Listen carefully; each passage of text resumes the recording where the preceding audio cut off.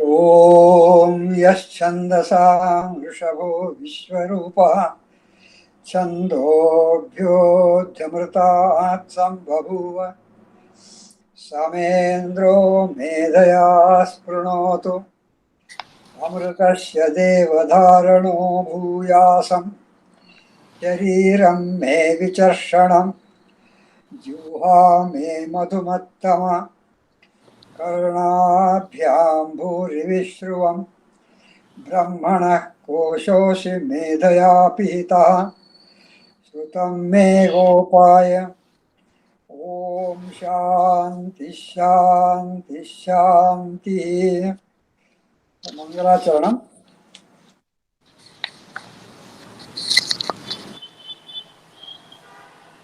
यो ब्रह्माण्डमिदं करोति सुकरं सत्यं शिवं सुन्दरं यस्यानुग्रहमाप्तुमेव सुजना सर्वे यतन्ते सदा भक्तिं यस्य विना कदापि पुरुषो मुक्तिं न वै विन्दते वेदान्ते च यमाहुरेकपरमं देवाय तस्मै नमः।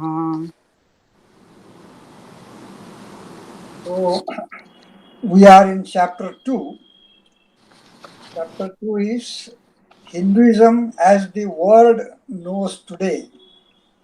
So we are seeing some views expressed by some foreign authors. Last time we have seen the writing of one Mr. Dean Halverson. So today we will see another British scholar, Mr. Ranchor Prime. So this Ranchor Prime is a British national, but he is a member of ISKCON, and he has studied Hinduism.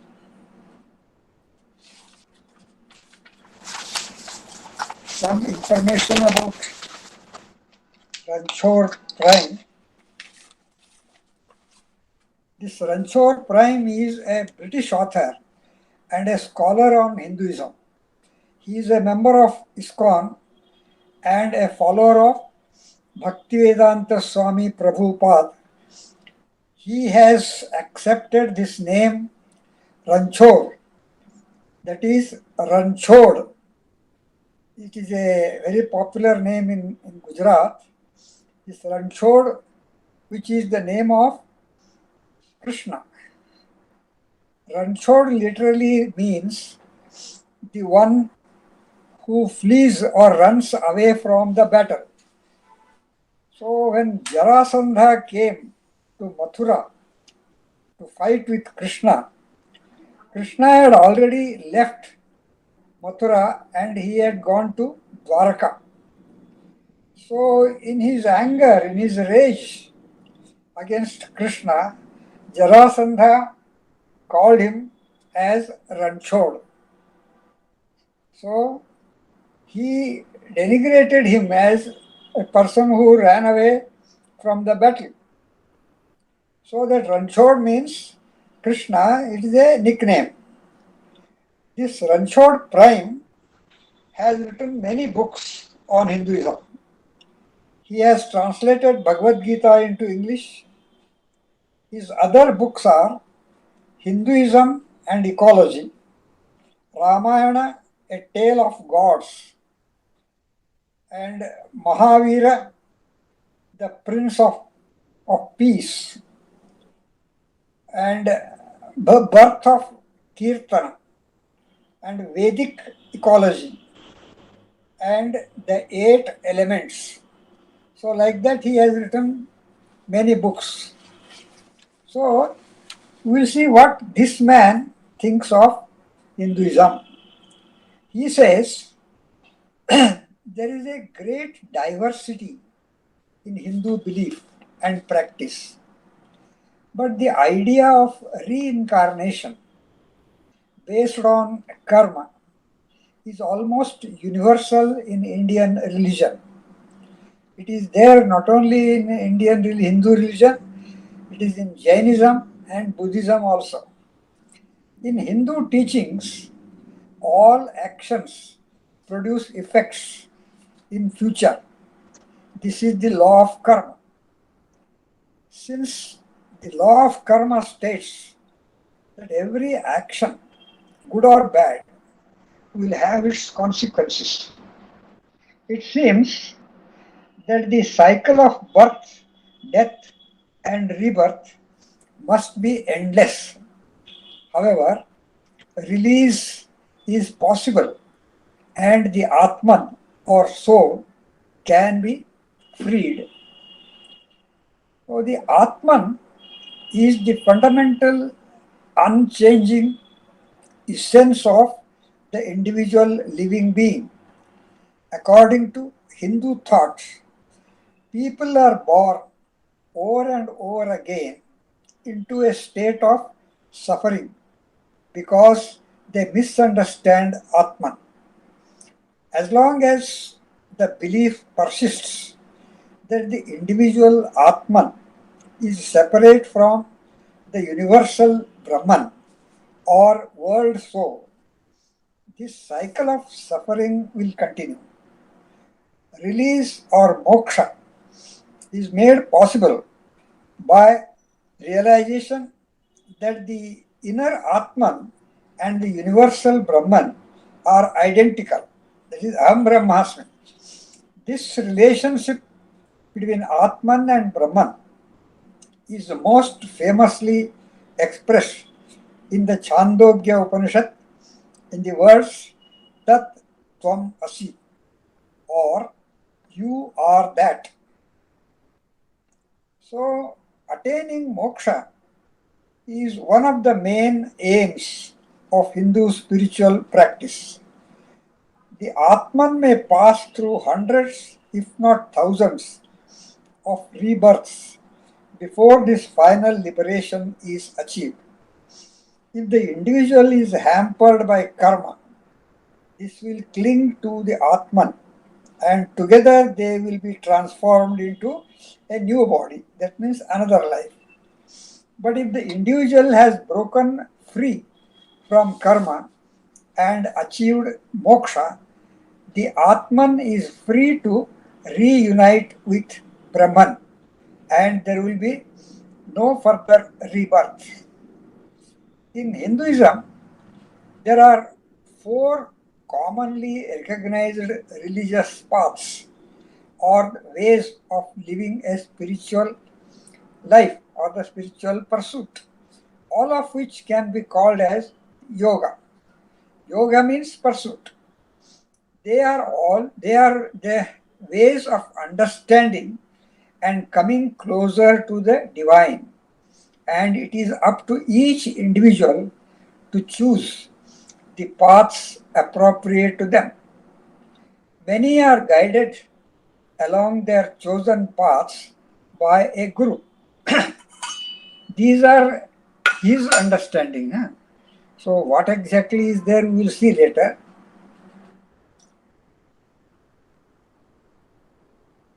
I am just telling what they have understood. So, he is describing the four paths. The path of bhakti, that is devotion. The idea of universal spirit or Brahman is very abstract and philosophical, and it is therefore simpler and more direct for most Hindus to worship Brahman in the form of a personal god instead of a universal force. The follower of bhakti devotes himself or herself to the love of one of the gods, usually Krishna, Rama, or Shiva, surrendering a personal will in the faith that the god will keep his devotees safe. The bhakti worshipper hopes ultimately to make the whole of life in every respect a loving sacrifice to God.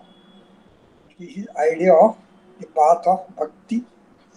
Then the second path is the path of karma, karma yoga, action.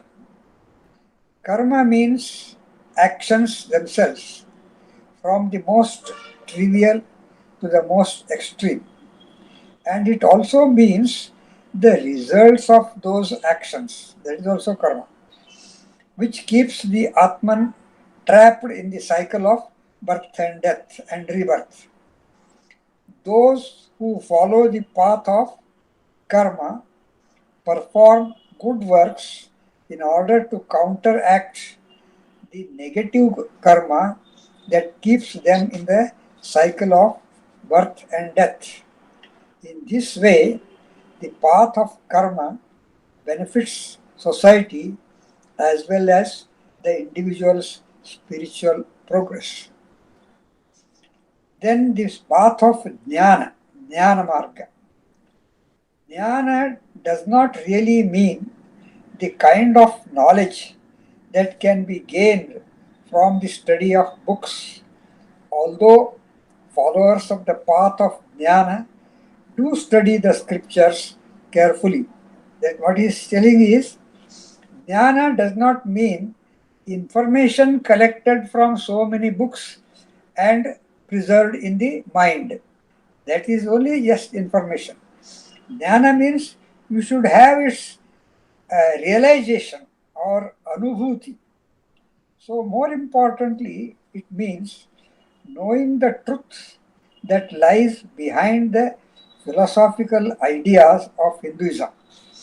This can be achieved not only by reading about it, but also by experiencing it directly for oneself. The path of jnana is perhaps the most difficult path, since the follower must be guided by a guru at every step. Then the fourth one is the path of meditation and spiritual discipline, means yoga. This path involves spiritual discipline of many different kinds and often involves the body as well as the heart and mind. The training is very systematic. The discipline moving from one stage of practice to the next. So, this is what this Ranchor Prime has written. So, any difficulty in understanding this? Of course, it is his idea of what Hindu religion is or what Hindu spiritual pursuit is. We will see whether how far he is correct and where he has diverted, something like we'll see later. So the third author, Mr. Houston Smith, he was a very great man. This Houston Smith was a great scholar of religious studies in the United States. He was widely regarded as one of the world's most influential figures in religious studies. He died recently in 2016 in Berkeley, near San Francisco, at the age of 97. He has written many books on religion. They are The World's Religions, The Religions of Man, Why Religion Matters, Tales of Wonder, The Soul of Christianity, Buddhism, Cleansing the Doors of Perception, Forgotten Truths, The Way Things Are, Beyond the Postmodern Mind. Like that, about 10 books he has written.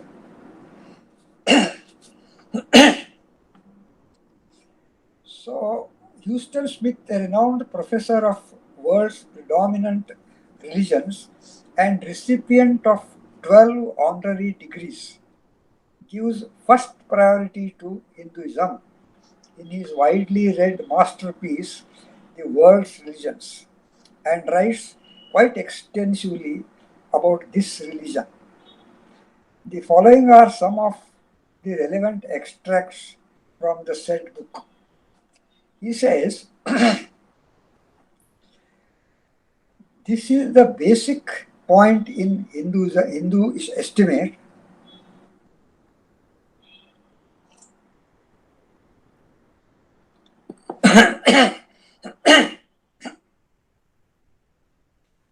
This is the basic point in Hindu estimate of the human condition.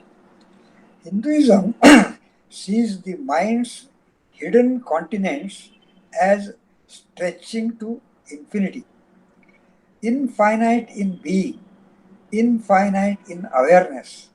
There is nothing beyond them that remains to be known, and infinite in joy, for there is nothing aligned to them to mar their beatitude. What he is quoting is that Brahman or Paramatman is Sat Chit Ananda. That he is translating.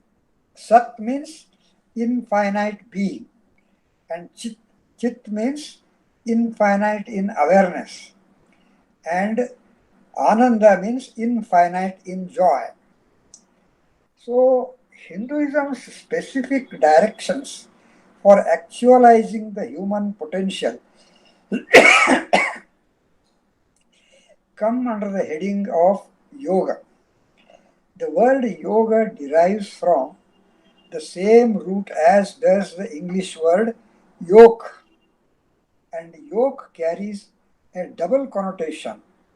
One is to unite, that is yoke together, that means join, and another is to place under the disciplined training,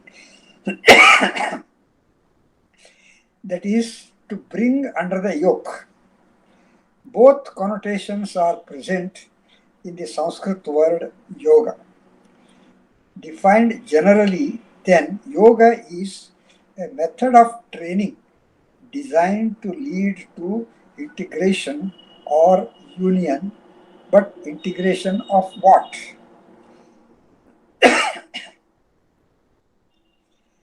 The yogas that do concern us are those designed to unite the human spirit with the God who lies concealed in its deepest recesses.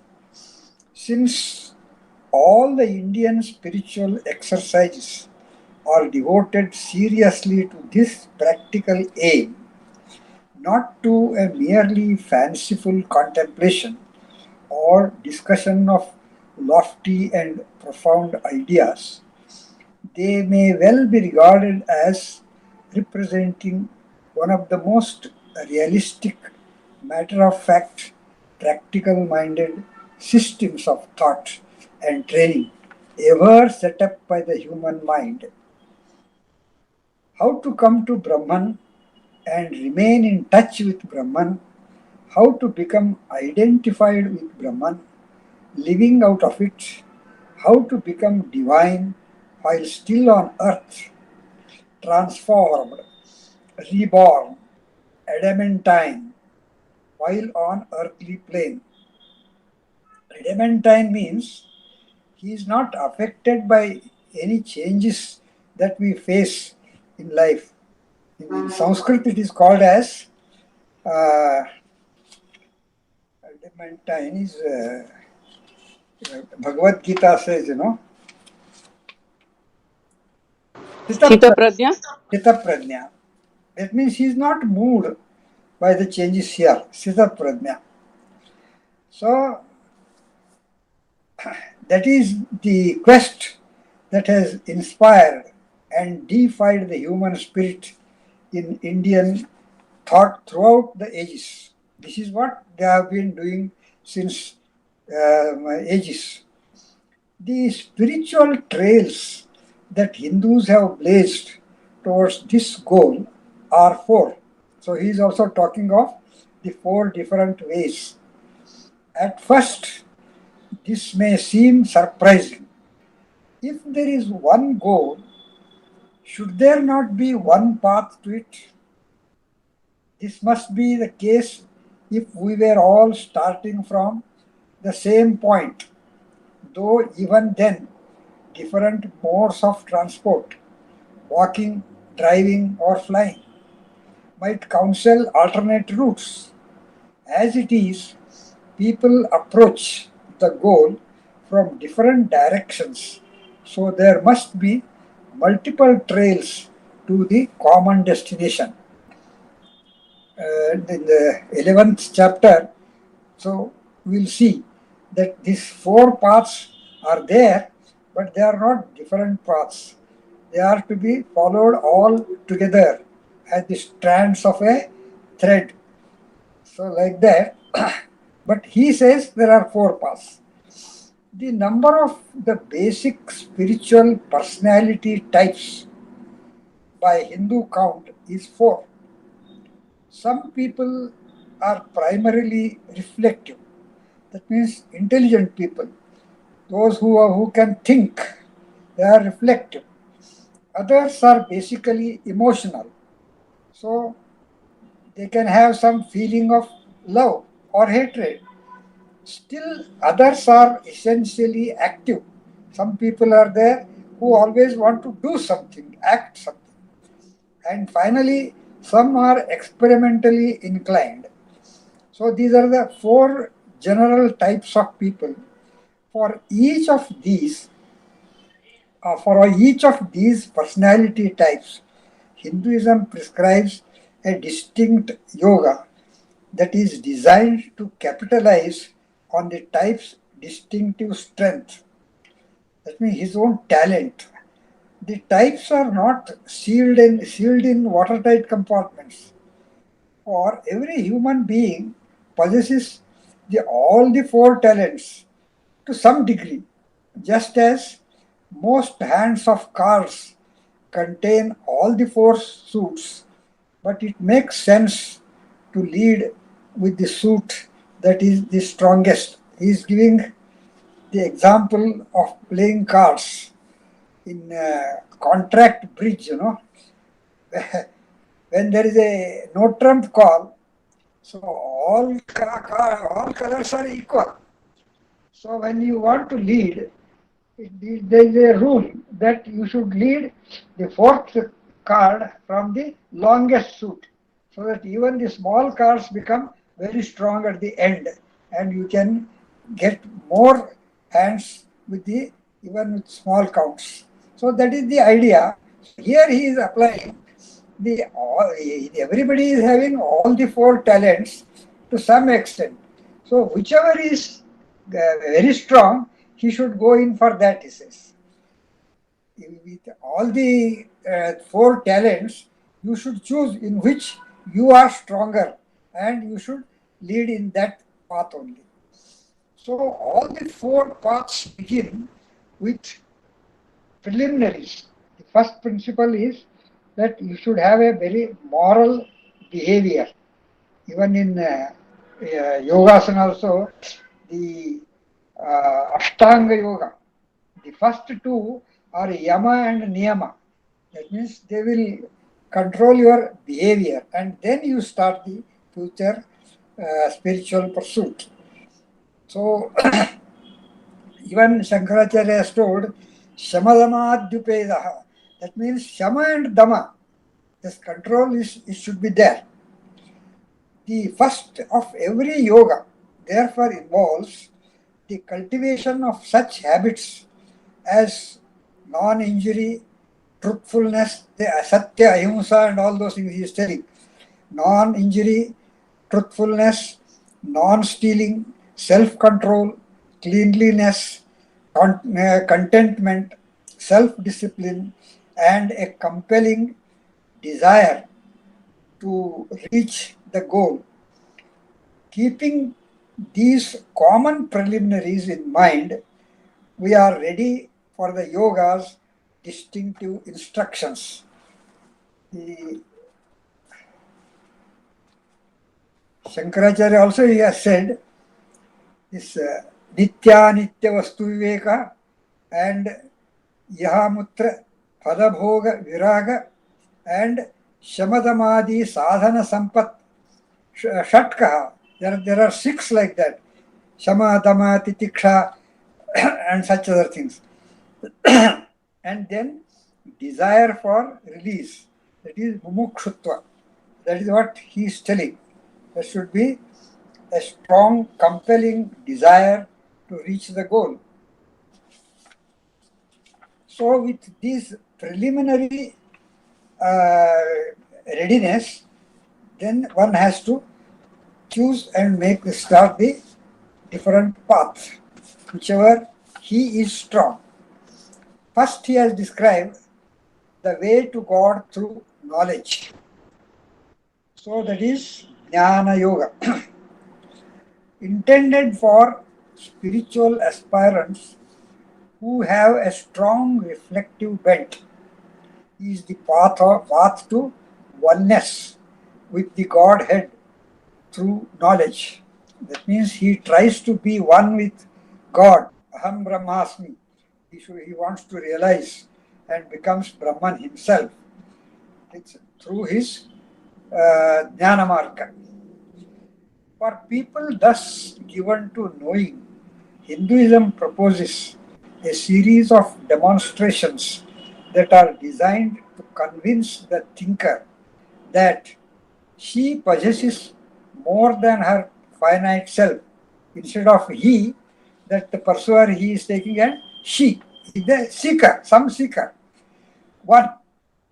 So that one possesses more than his or her finite self.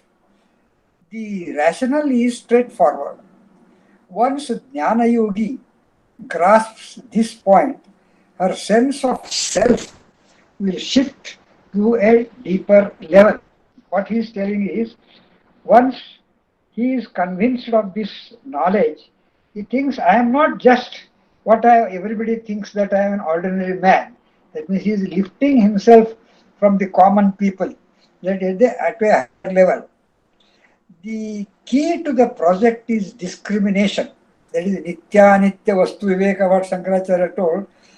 The key to the project is discrimination, the power to distinguish between the surface self that crowds the foreground of attention and the larger self that is out of sight.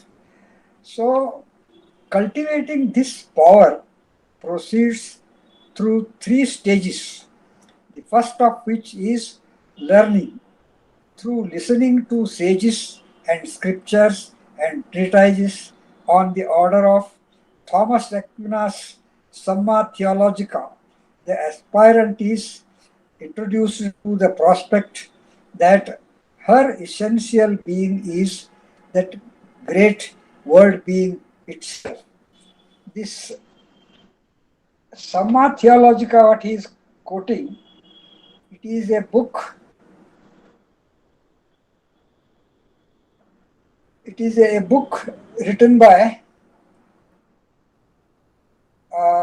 Thomas Aquinas.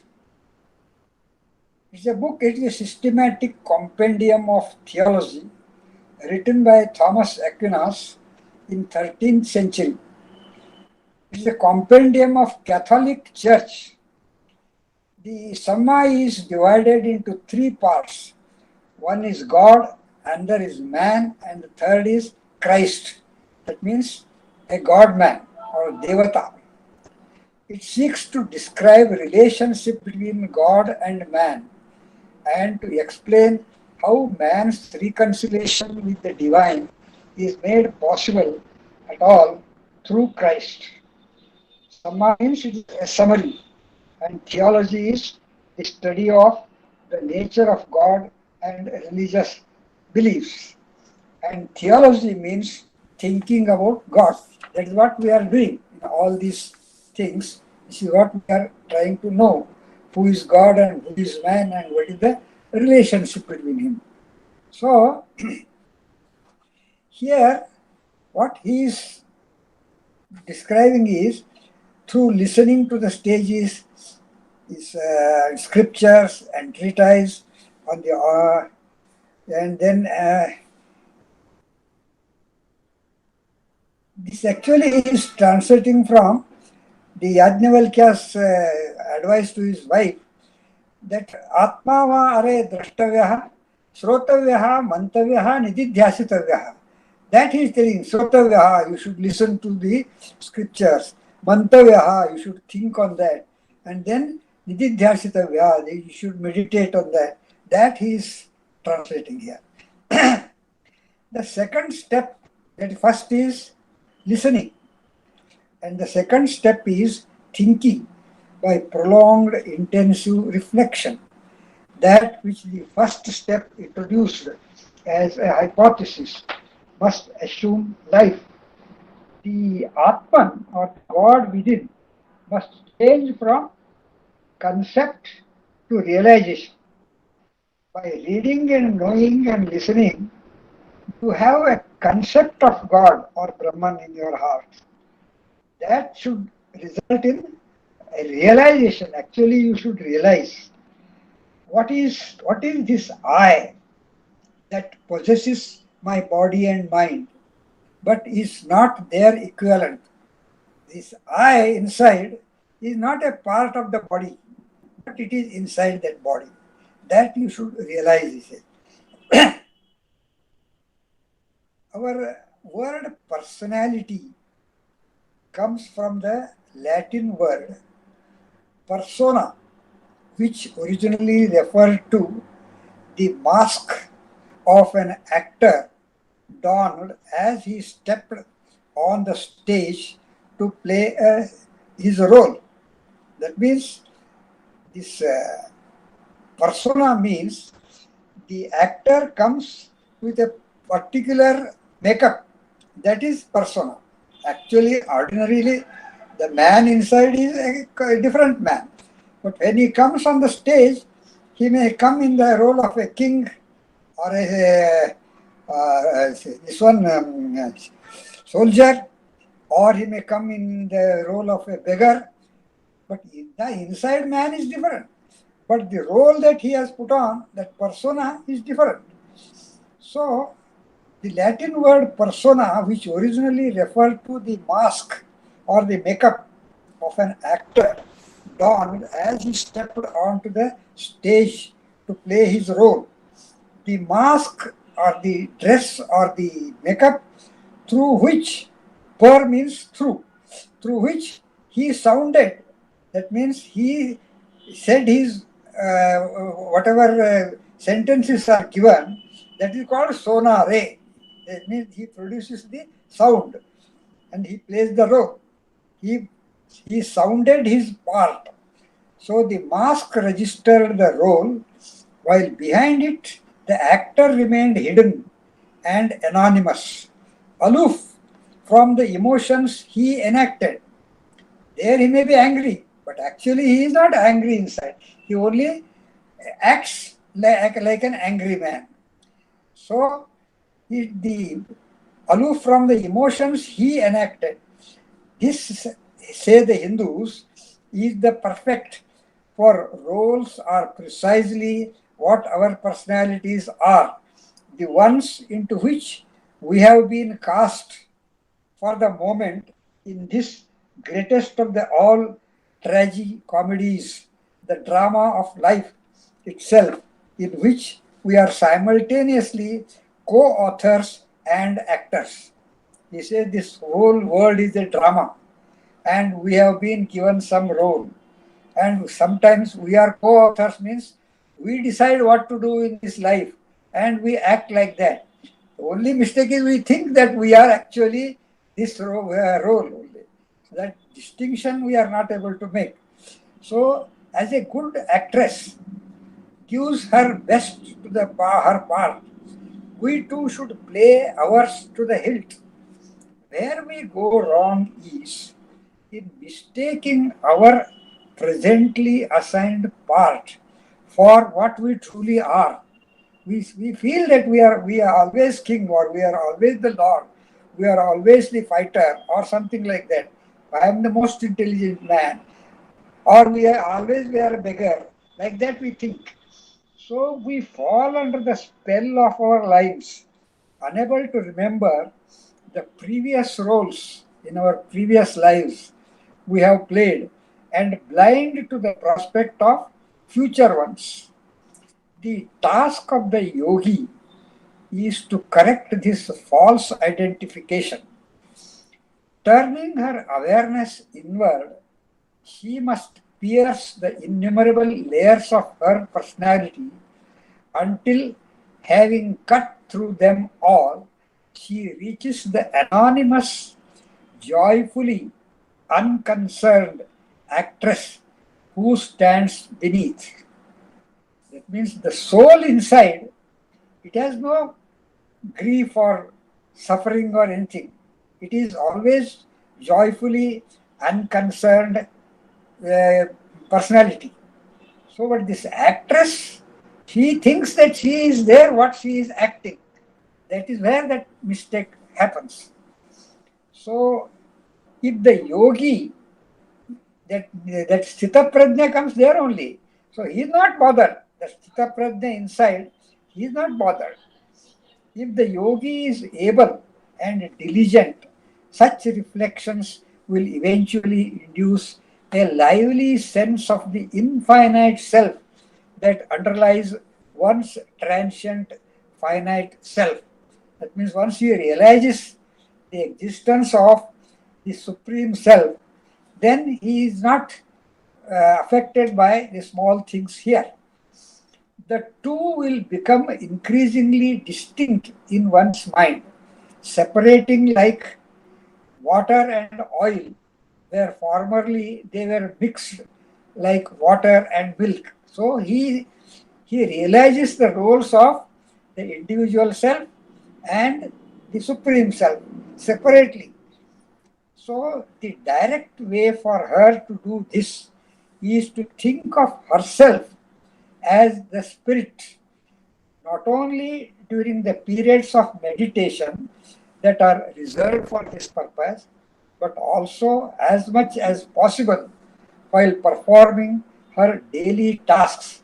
Even while doing all other activities, she should be aware of that distinction between herself and the Supreme Self.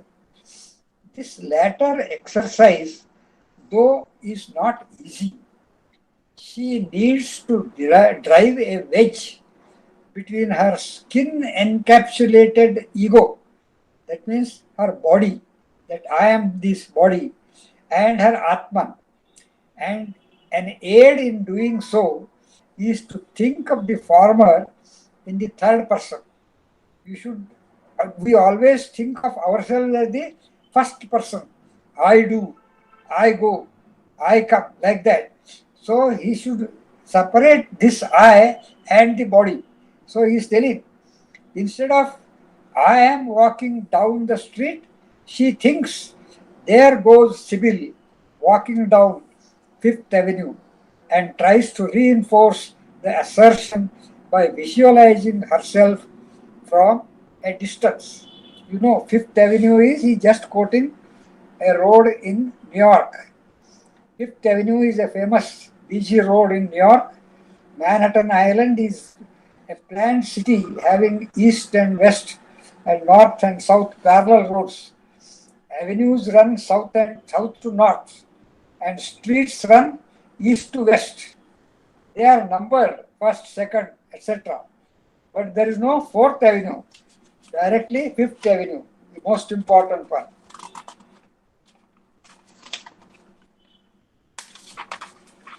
Fifth Avenue is one of the most expensive and elegant roads in the world.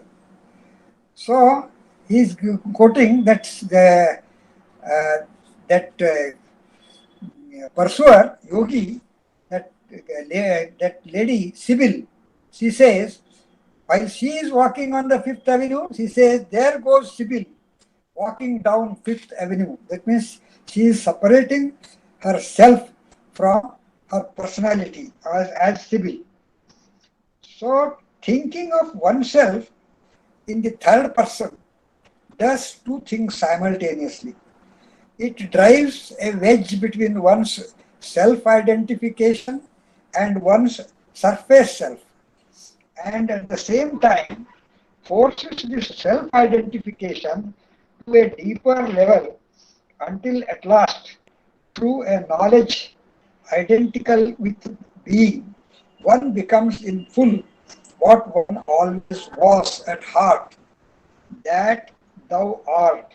Same thing which the other two also quoted, that thou art, tat tvam asi, other than whom there is no other seer, hearer, thinker, or agent. So he is quoting the same, tat tvam asi.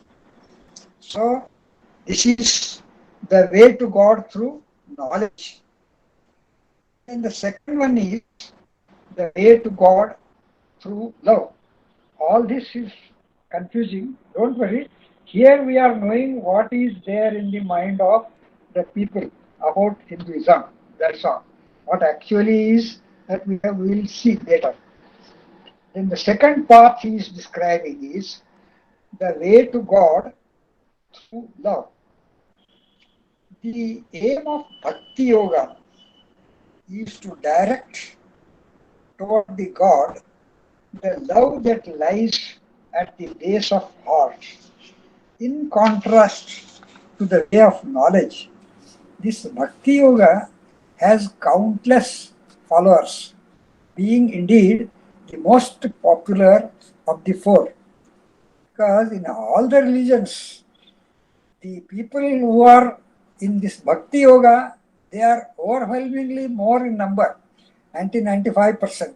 There are very few people who are meditating or thinking that I am God and all those. They are very rare people. So, all the basic principles of Bhakti Yoga are richly exemplified in Christianity also.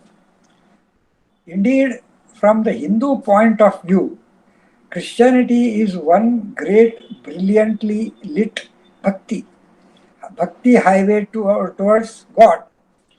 Other paths being not neglected, less clearly marked. On this path, God is conceived differently than in Jnana. In Jnana Yoga, the, the person considers his Atma as the same, identical with Paramatma. That means I am Brahman. But in Bhakti Marga, he is always different. First, as healthy love is outgoing, the Bhakta will reject all suggestions that the God one loves is oneself. If you are yourself God, then how can you make bhakti? It should be always somebody else, somebody greater than you. As a Hindu devotional classic puts the point, I want to taste sugar.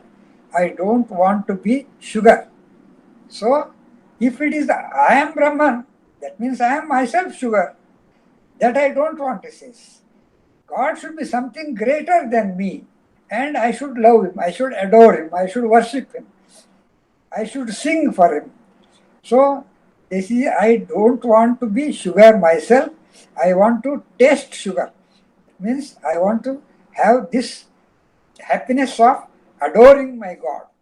And this sentence is from our Sant Tukaram.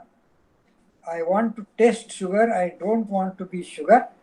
This is from our Sant Tukaram from Maharashtra. Second, being persuaded of God's otherness. God is different from me. The Bhakta's goal will differ from Jnani's. The Bhakta will strive not to identify with God, but to adore God with every element of his or her being. Philosophers may be able to live pure being like Brahman without any qualities, Nirguna Brahman. That is only for philosophers. Philosophers may be able to love pure being, infinite, beyond all attributes, but they are exceptions. The philosophers are only exceptions. The normal object of human love is a person who possesses attributes. Saguna Brahman only the normal man wants to adore, not a Nirguna Brahman.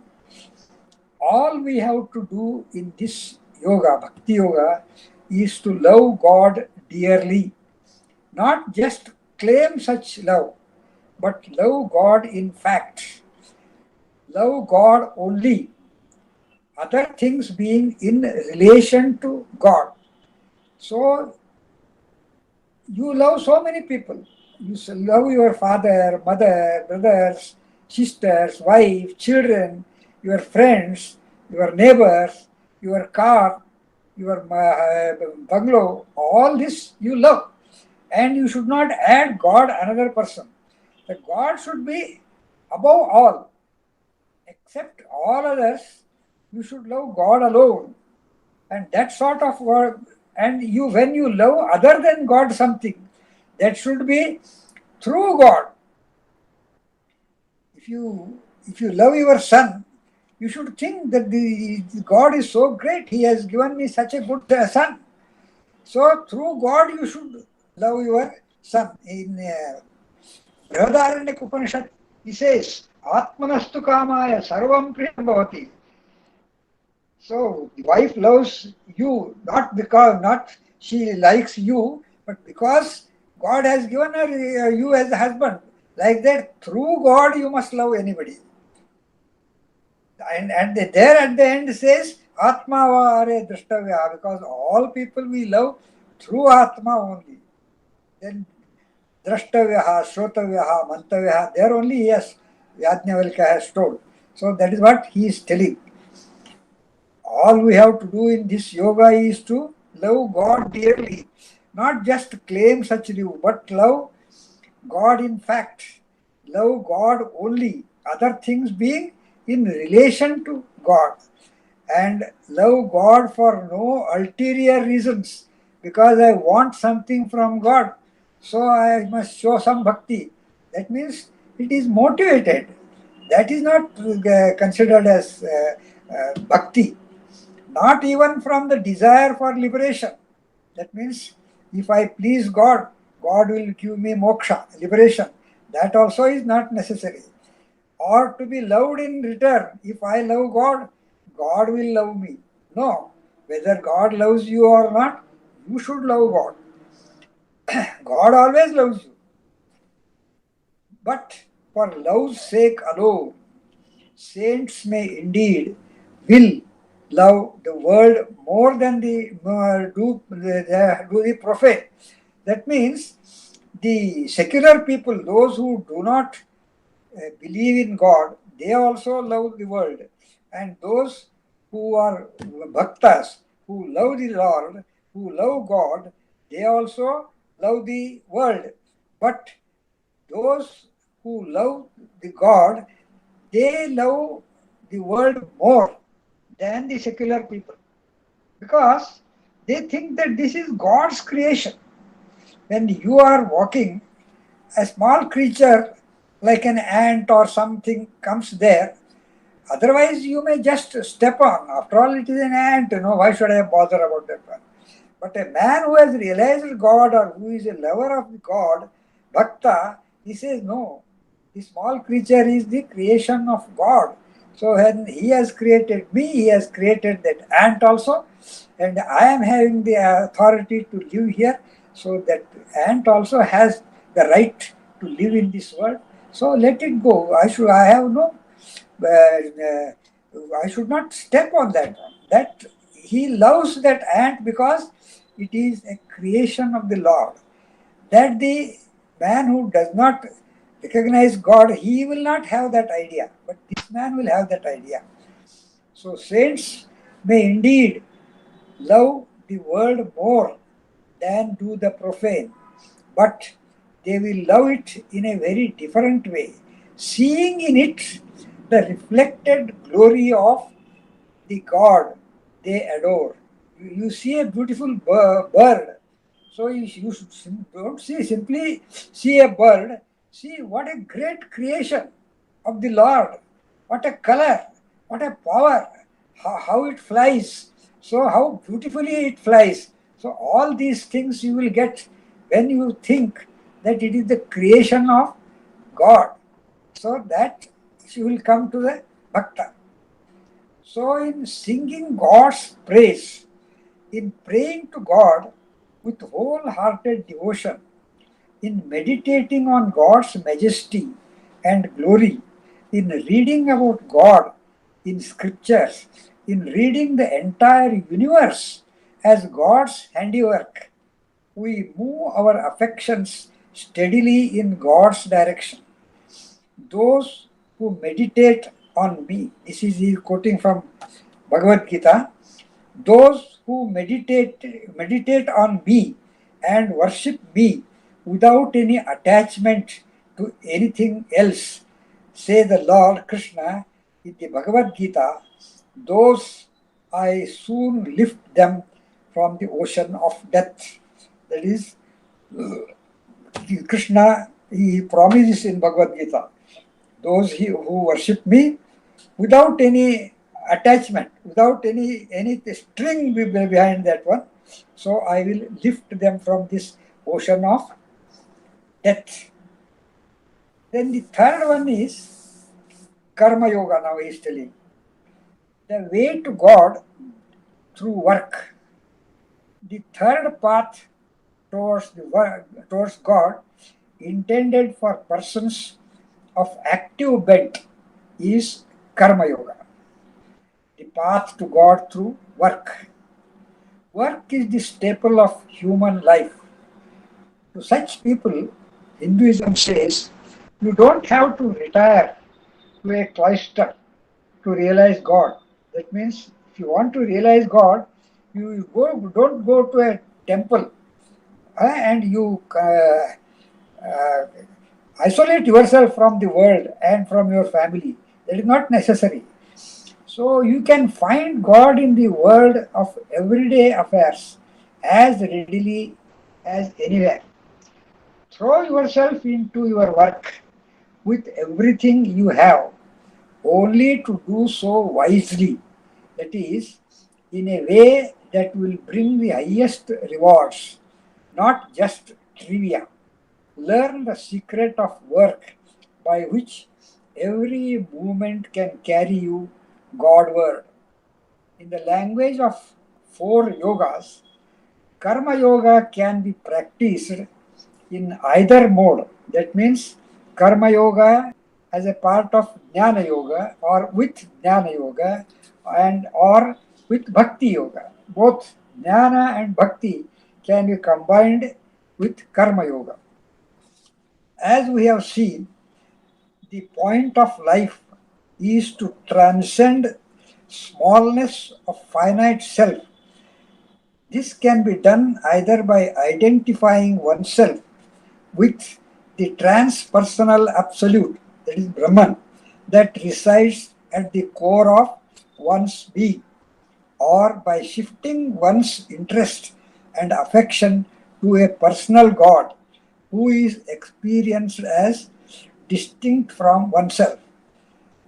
The first is the way of jnana and the second one of bhakti.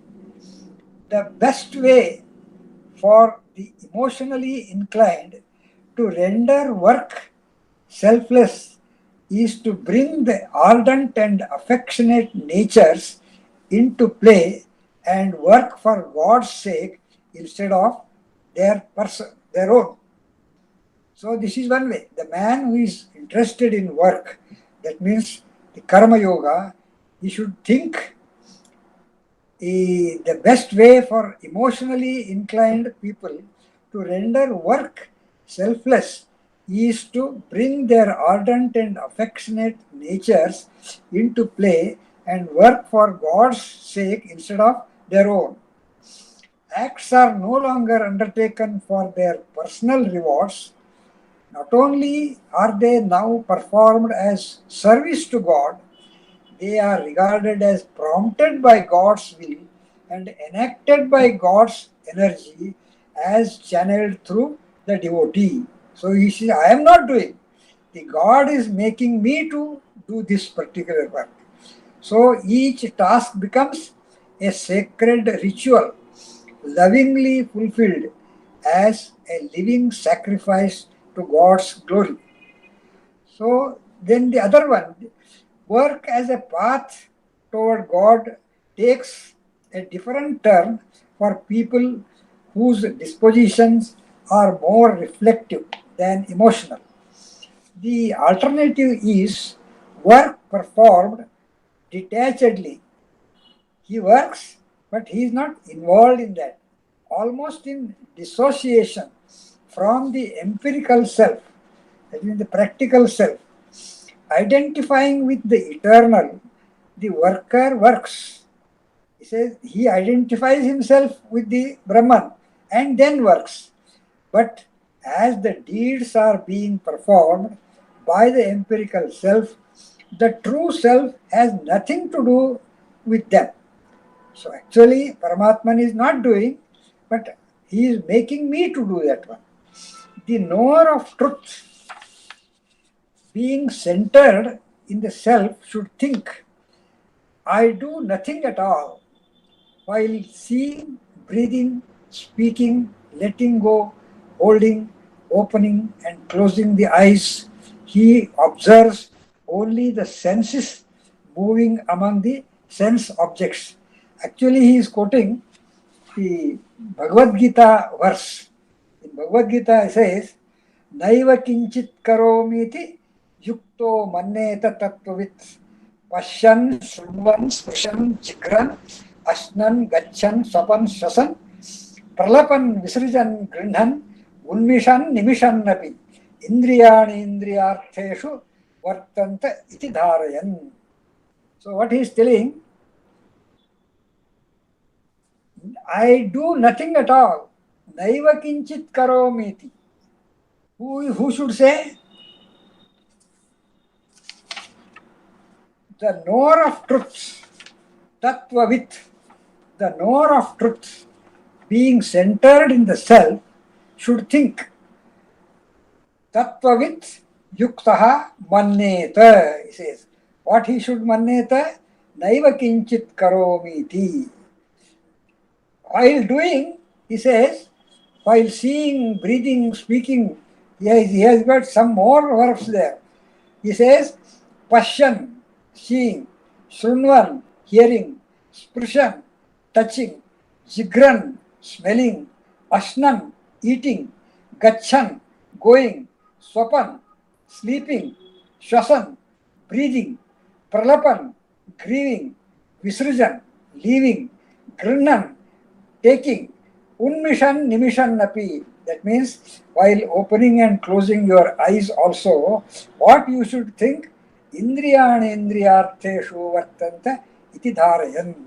All these organs are acting with their objects of interest, because the Lord makes them take interest and work towards them. The eyes want to see, the ears want to hear. Like that, it is the God who is making. That is what this man thinks. I am not doing anything. Naiva kinchit karomiti yukto manneta tattvavit indriyani indriyartheshu vartanta iti dharayan. This is the karma yoga done by jnana yogis. The jnana yogi work as the path towards God takes a different turn for the people whose dispositions are more reflective than emotional. The alternative is work performed detachedly, almost in dissociation from the empirical self, identifying with the eternal. The worker works, but as the deeds are being performed by the empirical self, the true self has nothing to do with them. The knower of truth, being entered in the self, should think, I do nothing. While seeing, breathing, speaking, letting go, holding, opening, and closing the eyes, he observes only the sense organs moving among the sense objects. That's all. So, this finishes the way to God through work, that is Karma Yoga. Then the next one is more complicated and more detailed. He is telling the way to God through psychophysical exercises. That is yoga, Ashtanga Yoga. Patanjali's Ashtanga Yoga he will be describing That we will see next Sunday. You must be having so many difficulties in this one, but can't help. This is what he has understood and he has written, and we have to see that. Actually, what is there, we will see next. Okay? Any Okay, sir. questions? Mr. Vijayji? No questions. It's just uh, uh, I was studying or reading more about this uh, scientific proof on rebirth, Uh. and you can say that even our scriptures are uh, uh, sometimes miss the mark when we say. Uh, the point of what to say bhakti karma yoga or any of these we say that it is for that joy which money cannot buy or Uh. anything so pleasurable, but Uh. when it comes from a westerner's point of view, for Uh. him it is in one life, right? Yes. For but if you truly believe, like I started as you can say Nastika, at least in the point of Punarjanma, but looking Uh. at some of the scientific evidence, Uh. uh, I am a believer, Uh. and now with that in mind, uh, these margas become more. There is more clarity, and then you sort of get to an urgency to do right in every janma you have. So, See, these two things are separate, you know. yeah, The scientific is all whatever is there within the five sense organs, and these are beyond the five sense organs. So yeah, we cannot compare with both. So this is altogether different. yeah, Uh, so we should not confuse with scientific research. Okay, yeah. thank you.